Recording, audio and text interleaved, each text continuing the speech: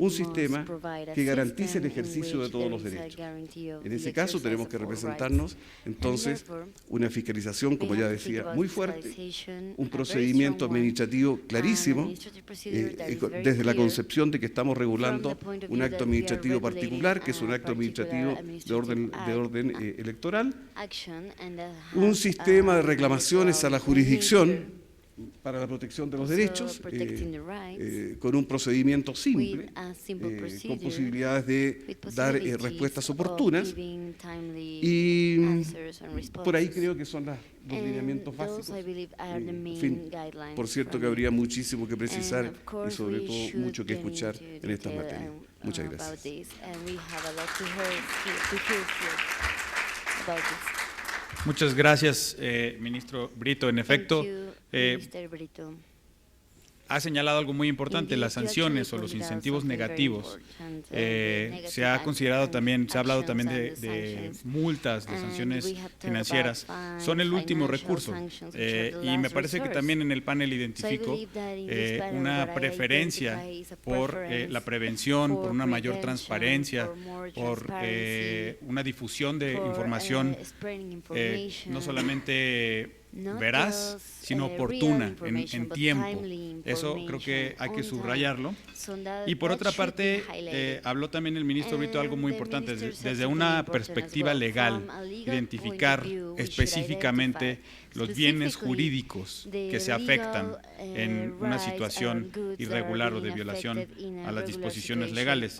Y en ese sentido creo que la visión del magistrado Pedro Esteban Penagos López va a ser también muy valiosa, dada la experiencia, la particularidad del sistema mexicano al establecer un Tribunal Supremo especializado en la protección de los derechos fundamentales vinculados a la participación política.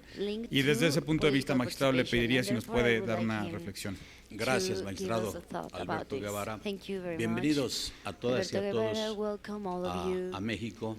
Gracias por levantarse temprano y no dejarnos, desde luego, aquí tan solos. Realmente en México estamos aplicando por primera vez un nuevo modelo de sanciones. La experiencia que nos ha dejado la aplicación de este nuevo modelo de sanciones nos invita a pensar, desde luego, en que debemos de adecuarlo, corregirlo en lo que no funcionó. ¿Por qué? Por lo que decía el ministro Brito. Simplemente tiene que resolverse, buscar la forma como resolverse en tiempo. Por ejemplo, todo lo que sea materia de fiscalización para que pueda ser tomada en consideración en la aplicación de una nueva causa de nulidad que tenemos. La declaratoria de nulidad de la elección por rebase de tope de gastos de campaña. En nuestro caso, si bien está completamente legislado cómo debe de resolver la unidad de fiscalización del Instituto Nacional Electoral este tipo de procedimientos, tramitar y en su caso resolver, desde luego, realmente los tiempos que se dieron en la reglamentación no fueron los necesarios para que la unidad de fiscalización, después de llevar a cabo el procedimiento correspondiente y emitir la primera resolución, turnara a una comisión de fiscalización y luego al Consejo General del Instituto Nacional Electoral para que emitiera el dictamen consolidado que se tomara en consideración y pudiese determinarse si en el caso hubo o no rebase de tope de gastos de campaña. Esto es muy importante, ¿por qué? Porque como es la autoridad administrativa quien tiene que determinar si hubo rebase en el tope de gastos de campaña, pues es completamente lógico el pensar que debe de estar determinado esto antes que la autoridad jurisdiccional pueda resolver los juicios de inconformidad que se interponen al respecto. Para ello se tiene un término para resolver juicios de inconformidad en México, que es, tratándose este proceso electoral, el 3 de agosto, y la ley permite que las quejas relativas a la fiscalización puedan ser resueltas después de la resolución de los juicios correspondientes.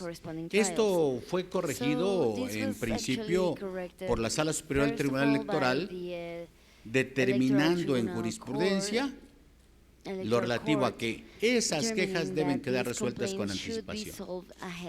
Al dictado de la resolución del juicio de inconformidad. Es ante la autoridad administrativa electoral donde las partes, desde luego, pueden hacer observaciones en cuanto a sus gastos de campaña, no ante la autoridad jurisdiccional. El dictamen consolidado de gastos le corresponde al Instituto Nacional Electoral. Y esto, desde luego, de acuerdo como quedó nuestra normatividad, trajo como consecuencia, en este caso, y lo hemos dicho en los plenos de resolución de la Sala Superior del Tribunal Electoral, que no se resolvieron en tiempo, desde luego, los dictámenes consolidados para determinar si hubo rebase o no de gastos de campaña en algunas de las contiendas electorales. Pero, precisado lo anterior, quiero mencionar cuál es la finalidad del establecimiento de un sistema de sanciones y un sistema de fiscalización. Su finalidad no puede ser el sancionar, no puede ser el castigar. La finalidad precisamente es dar a conocer un marco jurídico a todos los actores políticos y la consecuencia que en su caso tiene. ¿Para qué? Para que realmente se sometan al principio de legalidad y equidad en la contienda electoral. Esa debe ser la finalidad precisamente del sistema. Se trata de un sistema de sanciones, no de imposición de penas. Y como consecuencia, el juez electoral debe tomar en consideración cuál es la naturaleza de la sanción de carácter administrativa como regla general y cuál es la naturaleza de la pena como regla específica, si podemos hablar de regla, como una cuestión específica. Esto para mí es completamente importante porque no podemos pensar, desde luego, que un sistema de sanciones tiene la finalidad ciega de sancionar. Eso no es lo que busca el sistema. El fomentar la cultura de la legalidad y la equidad a través de los principios constitucionales y legales es lo que debemos de buscar con los sistemas a los que me he referido. Es importante mencionarles que en México tenemos un catálogo de sanciones que van desde la amonestación hasta la nulidad de la elección, pasando desde luego por las multas correspondientes. Pero para mí, la nulidad de la elección es la sanción máxima que debe como consecuencia quedar plenamente probada. Adviertan una cuestión importante. Para mí la sanción máxima no es la pérdida de registro de un partido político en un sistema partidista. Porque en un sistema partidista como el mexicano, a los partidos políticos corresponde hacer que los ciudadanos ocupen los cargos de elección popular. Son las puertas que tienen abiertas los ciudadanos para ocupar los cargos de elección popular. El cancelar el registro de un partido político, que no estoy diciendo que no se pueda cancelar, es cerrar una puerta a los ciudadanos para que estos puedan acceder, desde luego, a ocupar los cargos de elección popular, aunque en México ya tenemos la candidatura independiente. México tiene 10 partidos políticos. Bien podría decir solamente 10 partidos políticos. Si nos podemos pensar que en Argentina hay 713 partidos políticos, yo diría México tiene solamente 10. Y 2 de acuerdo con lo resuelto por el Instituto Nacional Electoral, han perdido su registro. Eso está, desde luego, sujeto a revisión mediante el medio de impugnación correspondiente ante la Sala Superior del Tribunal Electoral del Poder Judicial de la Federación, del cual formo parte. Y esto, desde luego, si bien en este caso los ciudadanos con su voto determinaron que esos partidos políticos no debían de seguir existiendo, o sea, los propios ciudadanos, al negar el voto a estos partidos políticos, determinaron la pérdida de su registro. Simplemente debemos tenerlo presente también en que esto se reduce ya a 8 partidos políticos, a 8 opciones por las que los ciudadanos, si es que los partidos no van coaligados, podrían emitir su voto. La pregunta es, no sé si se justifique un sistema democrático en el que al ciudadano, como bien se decía con anterioridad, se le acote las posibilidades de poder votar por solamente 8 o 5 o 4 ciudadanos. Tienes el derecho a votar, sí, nada más por estos, no por todos los demás. No es un principio abierto, y esto realmente a mí me lleva a pensar el restringir el registro de los partidos políticos realmente es algo democrático. ¿No sería estar restringiendo el derecho pasivo al voto? Creo que estas cuestiones debemos de pensarlas y tenerlas presentes al aplicar el sistema de sanciones. Les decía que en México tenemos diferentes procedimientos para hacer efectivas estas sanciones: un procedimiento ordinario, un procedimiento especial, las quejas correspondientes ante la unidad de fiscalización. Esto está debidamente normado en México, un sistema de sanciones. ¿Qué nos faltó en esta nueva reforma? Simplemente establecer tiempos. ¿Por qué? Porque si tomamos en cuenta que la elección o la jornada electoral fue el día 7 de junio y que se tiene un término para resolver todas las denuncias, todas las quejas que trasciendan al resultado en materia de tope de gastos de campaña por la Unidad Técnica de Fiscalización, que son 10 días, que son 5 días a partir de la notificación, para que los actores políticos puedan, como consecuencia, hacer sus aclaraciones, que la Comisión de Fiscalización tiene 6 días para emitir una resolución en la que apruebe o no la resolución del comité de la Unidad Técnica de Fiscalización, y que con posterioridad el Consejo General del Instituto Nacional Electoral tiene 6 días para efectos de emitir su resolución, y que los medios de impugnación deben quedar resueltos el 3 de agosto. Parece que los tiempos no nos dan, tomando en consideración, o fundamentalmente a la autoridad administrativa, tomando en consideración el número de elecciones que se registran en México, que son más de 1,000 elecciones. Esto es el problema que tenemos pues que resolver en México, y por el momento en ello dejaría mi participación. Muy amables, muchas gracias.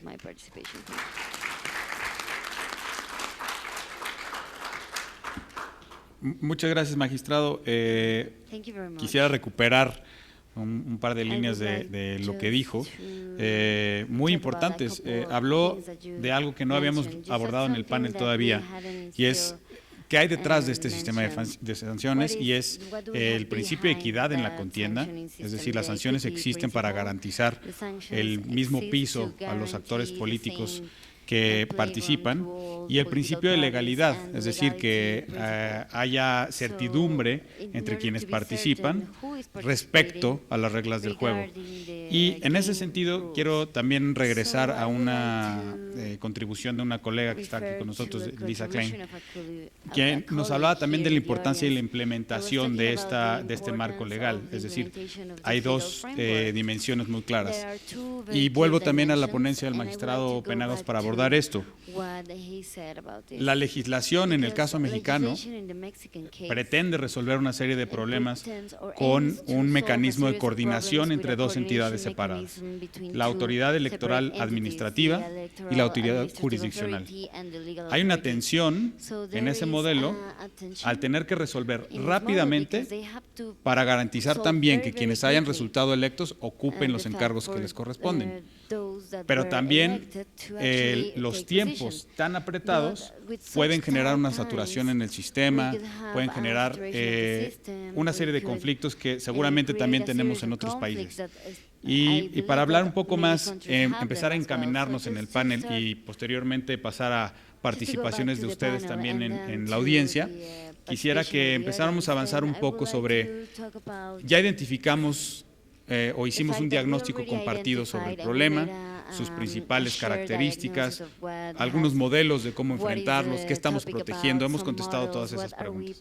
Ahora, Daniel, si te parece bien, me gustaría que avanzáramos sobre cómo lo vamos a solucionar, cuáles son las mejores prácticas. Empezábamos a hablar de incentivos positivos, mayor transparencia. ¿Qué nos puedes decir al respecto? Muy bien, pues. I spoke in my earlier remarks En mis about comentarios principales what's iniciales, gone yo wrong in hablé the de lo United que está States mal in en particular, and I Estados suspect Unidos not just in the en United States, particular, but in some of no your all's nada más en countries Estados Unidos, as well. sospecho que también en muchos países. I want to ask the positive Quisiera question now. hacer Right? una If we're pregunta trying positiva to ahora, si affirmatively estamos tratando de change cambiar behavior, afirmativamente el comportamiento, if we're trying to si reform tratamos de our political reformar system, nuestro sistema político, what tools or entonces, ¿qué herramientas o mechanisms do we have mecanismos at our tenemos disposal? a disposición?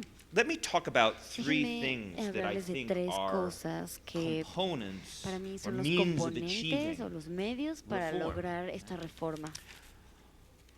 One Uno, possibility una posibilidad is the criminal law. es la ley penal, And sometimes, in extreme derecho cases, penal.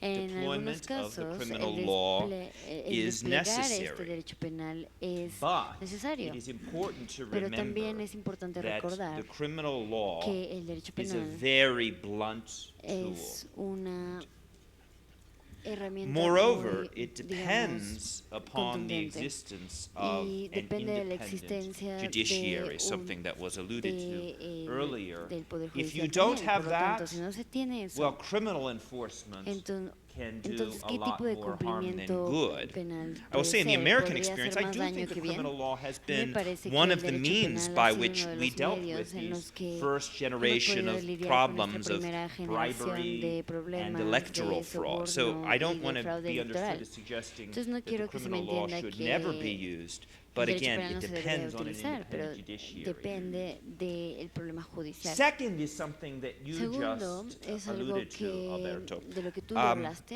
You Alberto. must have Se tiene que effective tener agency una agencia, una enforcement entidad efectiva backed up que haga un buen cumplimiento by de la ley sanctions. And con here no I, nada más con sanciones.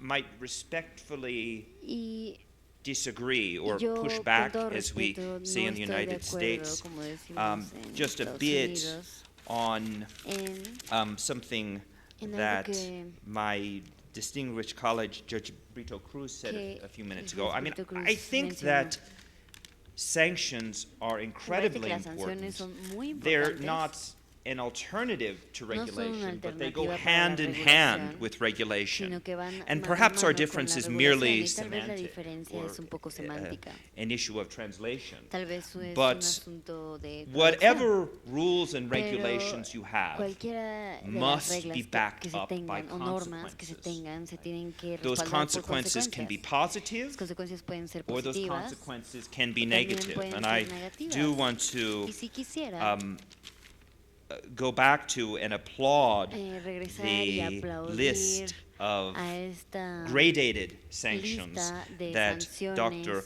Alivisados alluded to earlier. I think that is a really helpful and important way of thinking about the different levels of sanctions, and also to emphasize the importance of proportionality. Now this too, going back to your point, Alberto, it depends upon an agency that administers the law in a way that is insulated from partisan politics, as well as an independent judiciary and access to that independent judiciary, including for the person who is the subject of those sanctions. And I must say, since we are in Mexico, I want to salute Mexico for having, I think, a model, both with respect to the administration of elections and the court at which you work. Tribunal Electoral, I think, is a model, not only here, not only in Latin America, but throughout the world, of an independent tribunal. This is extremely important, it seems to me, that at the end of the line, both sides have access to such an independent tribunal. And I know I'm speaking for a long time, so let me quickly mention the third thing that is effective and essential, I think, to achieving reform. Civil society, right? This includes public education and advocacy by non-governmental organizations like the ones you mentioned. It's not just the law and the enforcement mechanisms, but it is also these groups that can be and have been in my country and many others essential in changing the culture, right? With respect to bribery in my own country, instilling in the polity the idea that certain kinds of behavior are not acceptable and that there will be political consequences, not just legal sanctions, but political consequences for those who engage in certain Thank you, Daniel. I think you have pointed out something really important, that, and that is the role of civil society. You know, your later point during your intervention. We need to pay attention to what the people is saying, right? Also, before it was mentioned that there should be consequences for politicians, and perhaps paying a fine has not been as effective as we thought it would be, because sometimes it's cheaper to pay the fine than to pay the political consequences. So in following that line and also trying to go back into proposals, we've mentioned electoral reform. I must say that I agree that it's necessary sometimes. For the Mexican case, I can tell you that we have not had an election with the same electoral law in the last couple of decades. So that's not necessarily the solution as well. It needs to be very well thought out. But just leaving that point on the side, please, Professor Alivisatos.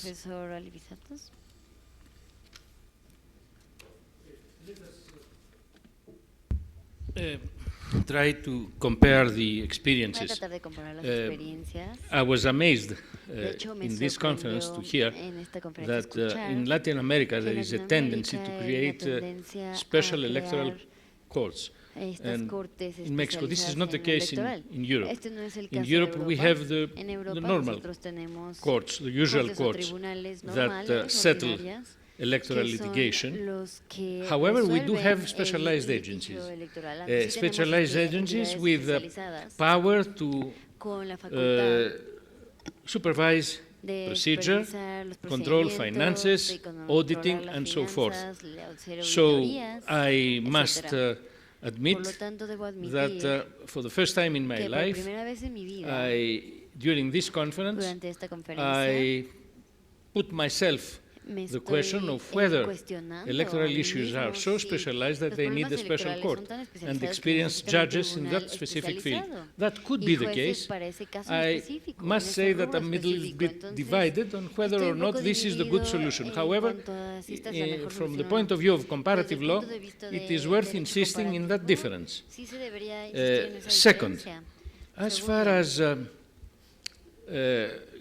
extreme measures are concerned, such as the banning of a political party. The Honorable Judge said he believes that this is in the realm of political parties, not of justice to decide. Es algo que deberían de decidir los mismos partidos políticos, los jueces.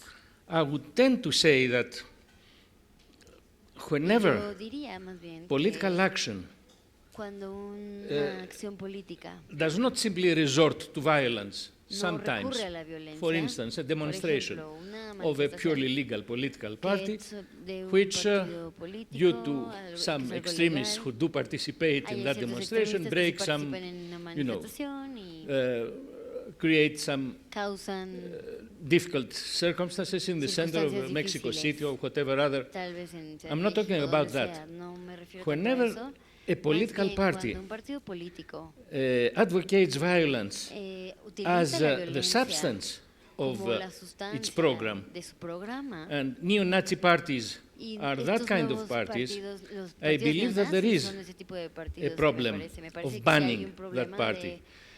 And these parties, what I have in mind is that without violence they couldn't exist. They don't have raison d'être. They wouldn't fulfill any function in society. In that specific case, taking into consideration all kinds of guarantees one must have, I would tend to say that it is a matter of protection of democracy, and it's not a matter of the people who are very often tempted by, I mean, European history is full of these kind of persons, starting from Hitler and Mussolini and going to other dictators. But I'm afraid in American also, and especially South American history, you have these kinds of personalities. I repeat, whenever violence is so closely linked to the existence of the party that you cannot separate the two. And that case, these kind of cases exist. And we have been through these situations in interwar years, but also in more recent periods. Thank you.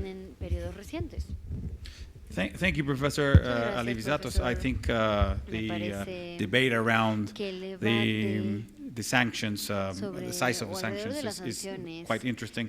But I would like to go back to how do we deal with this, or how do we link this broad broad range of sanctions, or if they exist at all, linked to political finance. And in that sense, I think I would like to go back to the example of the United States.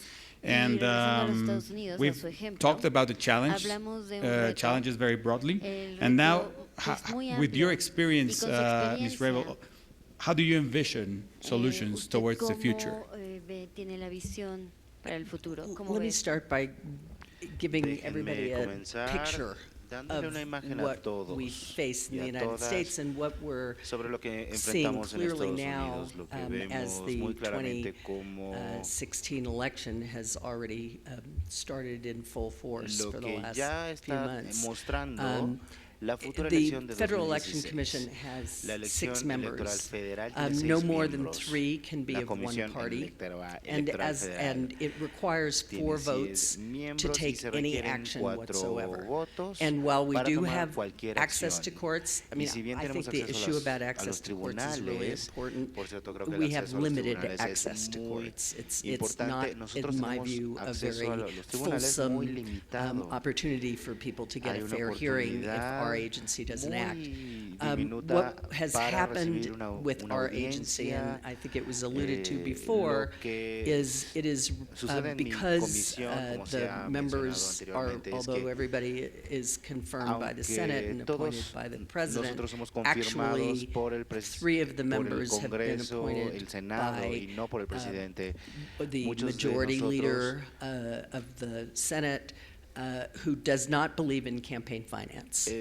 And so those 3 members of the commission are anti-regulatory on every issue, and so we tend, they block every decision, whether it be, if it's an advisory opinion that somebody is asking for about whether they can be exempted from the law, those will deadlock 3-3 often, and from the dais, it's in a public record, one of the members of the commission said, well, we couldn't agree, but you know what that means. There'll never be any enforcement, so do what you want. I mean, literally, that is on the public record.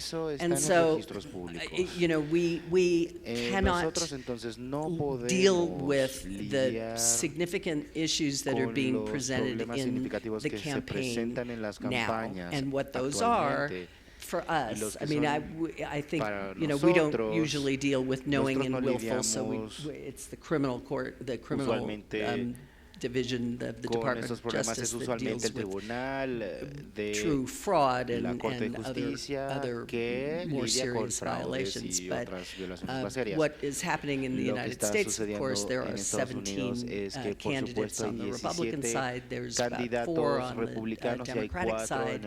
And most of the money now is coming from super PACs or groups that do not disclose their donors, independent, they're separately, supposedly social welfare organizations that come outside of the law. Que están fuera de la ley. ¿Puedo preguntar algo? ¿Cuál es el razonamiento? The basic rationale of Citizens United, which abolished everything, which is the basic rationale of that Supreme Court judgment. Well, the basic rationale is that a view that the only campaign finance regulation that can exist has to be premised on quid pro quo corruption, and therefore what can be expenditures cannot be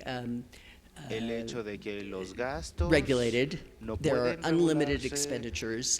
Outside groups can do unlimited expenditures. It's only contributions to the candidates and their committees and parties that can be corrupting.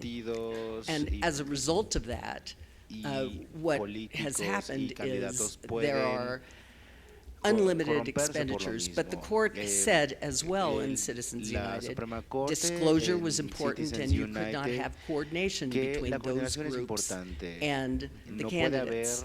Well, because everybody in the legal community and in the political community knows that the Federal Election Commission will not ever determine that these groups are either coordinating or that they're failing to disclose their donors because they're actually involved in political activity. Porque están involucrados en actividades ilegales, are acting with impunity. Que los candidatos están actuando con impunidad, y que están estirando la ley y que hay cada vez más dinero no declarado que está entrando al sistema. It's a real problem, and so I can say that yes, I agree. Que sí, coincido en que las sanciones y el cumplimiento no es la única solución, y lo creo de verdad, pero en este caso, ya que no hay un organismo funcional, estamos viendo solo el principio de lo que vamos a ver. Expenditures que será gastos increíbles. Yeah, it seems like it's a bit problematic. Creo que sí, suena un poco problemático. And just nada a tiny más. bit. And just before going to Minister Haroldo Brito's intervention, Dan, you wanted to add something very briefly? I will add very briefly. I entirely agree with Anne's characterization of Citizens United and what's happened since then. But I want to add one point on the rationale behind the court's ruling. What it ultimately rests on is an emphatic rejection of equality.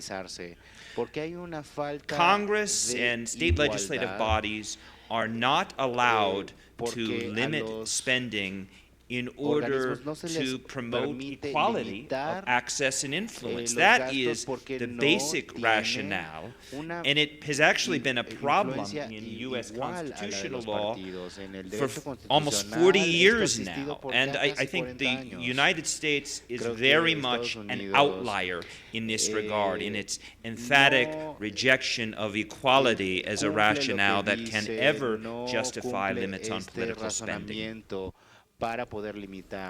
Well, precisely, that's why we invited you, but we're sorry about that.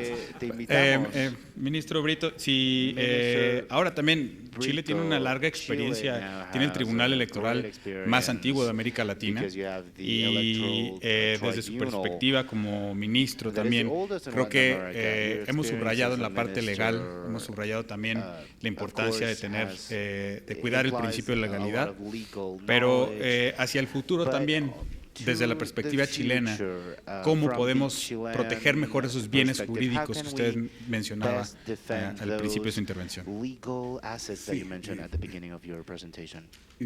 Yo creo que culturalmente hay unas convicciones que me parecen un poco peligrosas. Yo creo que frente al financiamiento de esta clase, con estas características, de algún modo se sostiene livianamente que estas son acciones inevitables. De algún modo es bastante frecuente el razonamiento. Si queremos realmente participar, no hay más remedio que tener estas actitudes que no son, y hay que decirlo con toda claridad, que no son lícitas. Pero hay una cosa cultural ahí que desbancar, que sacar. El criterio de la inevitabilidad a mí me molesta. También se dice estas cosas son menores, y no son menores. Por eso que yo he insistido tanto en el tema del bien jurídico que se está afectando, y lo que en definitiva se lesiona. No son cosas menores.